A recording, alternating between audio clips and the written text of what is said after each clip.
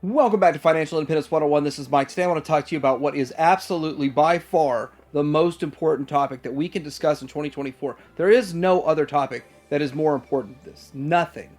This is the most important topic. Talking about finance. I can make money no matter who's in charge, Democrats or Republicans. But whoever's in charge in 2025 is going to decide whether or not you're allowed to keep that money. But with this, there's a lot of lies that are going to be debunked now that we see this budget for 2025, this tax proposal. It's been around for an entire month. I'm using a USA Today article showing this, but the information's been out there and no media has covered this. You haven't seen it on World News Tonight. You haven't seen it on any of these news stations. They haven't talked about it because they haven't figured out how to spin this well enough to sell it to American citizens as good, because there's nothing good in this plan whatsoever. They can't spin it. It's that bad. But as you can see right here, two lies. They said that Trump's tax cuts only helped the wealthy. And as you can see right here, the lower income got the bigger percentage tax cuts. They also said if you make less than $400,000, then you will not see an increase in your taxes. It's right here in this. I will explain this. There's also going to be a 25% wealth tax on unrealized gains from the stock market. And let's just say this wealth tax, Bezos, you might think they're sticking it to Bezos. They're sticking it to everybody that lives in America. I'm not here to defend billionaires, defend Bezos, but I'm going to tell you how it will affect you. And if you own stocks, and even if you don't plan on selling, but I'll tell you the scenario where I guarantee you're going to be selling, they're going to take half. Here in Oklahoma, it's going to be 50%. In California, it's 60%. So we'll talk about this. This is the most important topic. We'll talk about this and more coming up.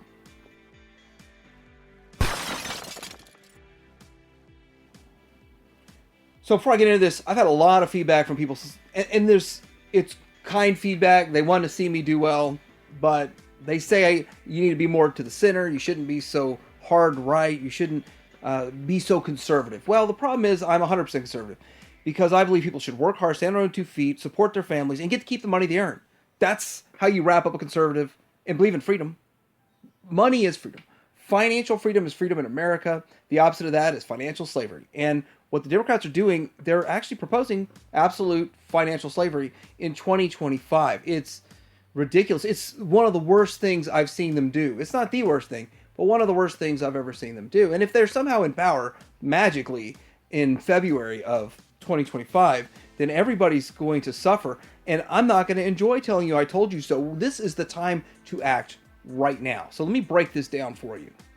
I'm keeping everything simple. I'm getting right down to this. The previous tax rates prior to Donald Trump's tax cuts, right there. If you made $9,525 on an individual return to $38,700 individually, you had a 15% tax rate before, after 12%. That's a 3% reduction in the lowest tax rate that actually pays taxes. Below that, the 10% tax rate on 0 to 9,525, that's below the standard deduction, so it doesn't matter anyway. I don't even know why it's on there. But when you look at this, you see all the way across the board. You see the next tax rate, a 3% decrease. The next tax rate, a 4% decrease. Then you start getting up into close to the 400,000 range, which is what the Biden has said, that if you make less than 400,000, your taxes won't change. Well, your taxes are changing because they're going back to the old standard. They're coming off of these amazing tax cuts, the greatest tax cuts that we've seen.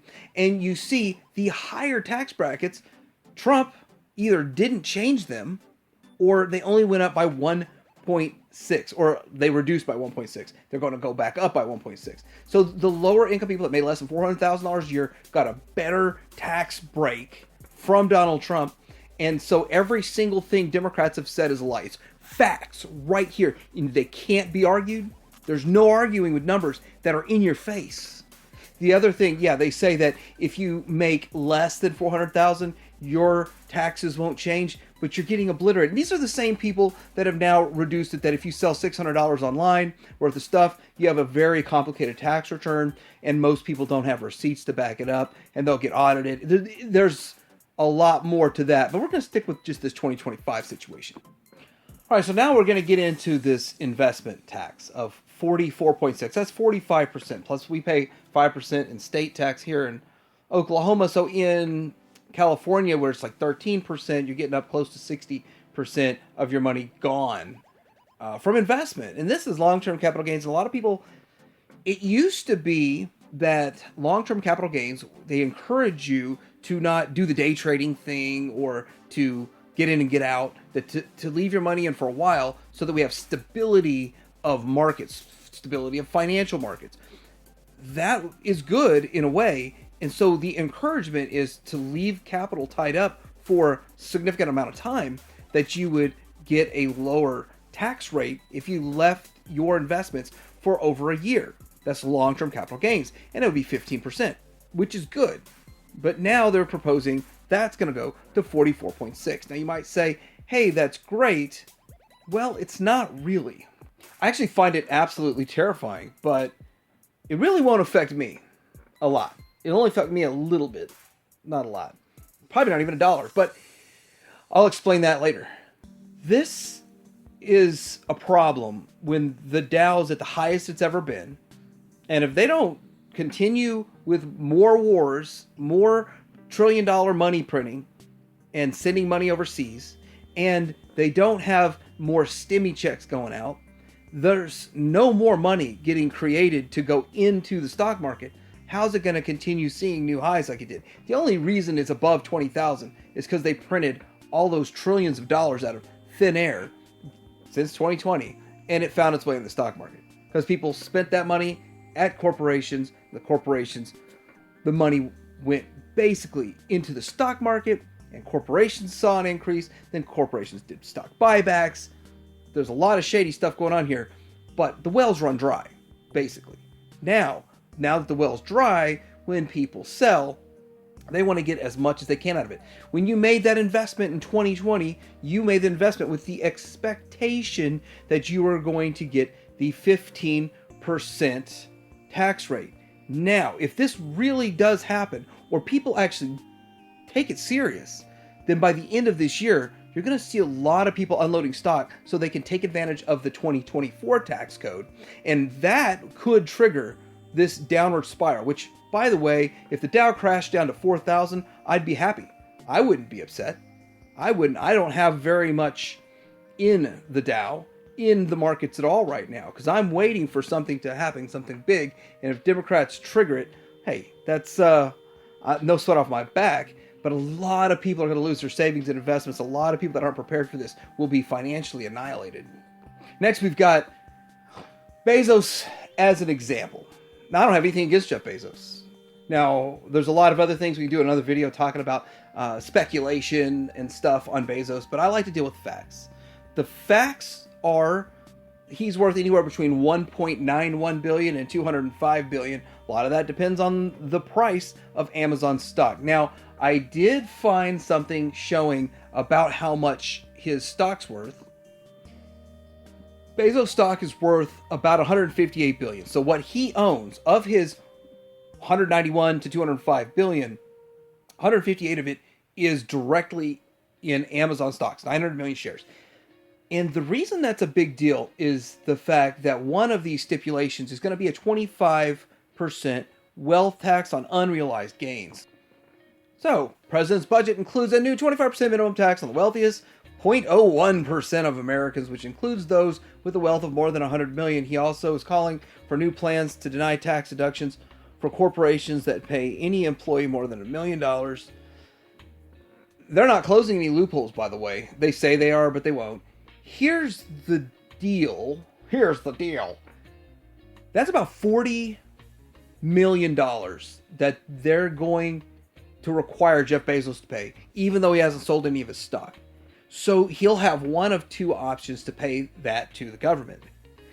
He'll either sell $40 million worth of Amazon stock and have a smaller ownership in Amazon just to pay taxes, which is asinine, un-American. It shouldn't happen. Or he could borrow against that and now have a loan he has to pay back at 5 or 7 or 9% for $40 billion, which where are you going to get a $40 billion loan? And this is insane. But let's say he does sell that. Let's just get back to what's going to do for the stock market. Which I just pulled the Dow up. I've got the Dow ready for it here, so I'm just going to use the Dow. But the whole market will follow suit when these kinds of things happen. The wealthy have to sell their stock to pay a tax. That's insane.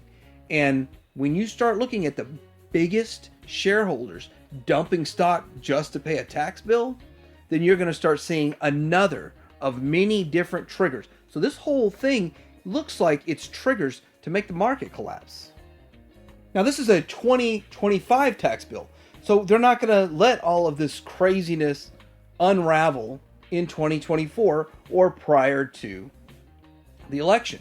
And, you know, it's also strange that they're going to crack down on the border in 2025 after the election. But still, it's just a wide open border. People just walk across. And if you try to protect our borders at all, then they get mad at you still. But then they're going to shut them down in 2025. Just lock and key. I don't believe that 100%. But hey, after the election, they don't need open borders anymore or something. So this is a kind of a strange situation they have going on right now. But it's funny they're waiting till after the election to let all of this stuff unravel. And at the same time, they're also pushing back that whole Destruction of America bill. They said Rescue America bill, where 1099-Ks are going out to people that sell $600 worth of stuff online. That's going to happen in 2025 too. Financially crippling America. And they're also going to be, I don't know the details about this because it really doesn't make sense, but the budget process is a plan to extend the solvency of Medicare indefinitely by increasing the Medicare tax rate on Americans who earn more than $400,000 a year. And they keep saying all this, even though they keep saying $400,000 more a year, it ends up being increases on everybody. How can they get away with just bold-faced lying to everyone, like they've done here, like they did with the tax rates, like they did with the Trump's tax changes and all of that, and they kept lying over and over and over. But the hard numbers are their lies. And I'm not believing their lies when I can read numbers in front of my face. And let's just get to what we can do about this. So what happens next? Like I said, I can make money no matter who's in office, but if Democrats happen to magically be in office in 2025, well, you're not going to be allowed to keep it. Now, I have 80% of my income tax deferred in a 401k or an IRA. I've converted all my 401ks to IRA. My wife does have some 401ks. But the thing is that that's where I make the bulk of my money. So I won't pull out of that until we have somebody with a half a bit of common sense running the country. So if we have people with no common sense still running the country, they didn't get voted out, and I wasn't able to get this information out to enough people, and I failed at my goal here of fixing our country, then I'll have to wait another 4 years, and that money will be tied up anyway. But that money's going to be tied up for a while anyway. But with that, I won't go out of my way to make six-figure income. I won't go out of my way working hard to make money. I'll just go out of my way calling these people out for all of the really bad things that they're doing. But another good thing that is going to happen here, another good thing is the fact that we will probably see gridlock. Gridlock in Congress is one of the best things that can happen for America because they're not going to be wastefully spending money. They're just spending all this time in gridlock. And you might say, but they're not spending all the money. That's the point. They shouldn't be spending money. We should be seeing austerity measures right now. We should be seeing cuts in spending, and we shouldn't be seeing massive tax increases on people that are struggling to get by. Anyway, I'm curious what you guys think about this tax plan that's going to destroy America if we don't take these people out of power. If we don't find anybody better than them, which we have much better options. Let me know in the comments below, like, subscribe. Financial Independence out.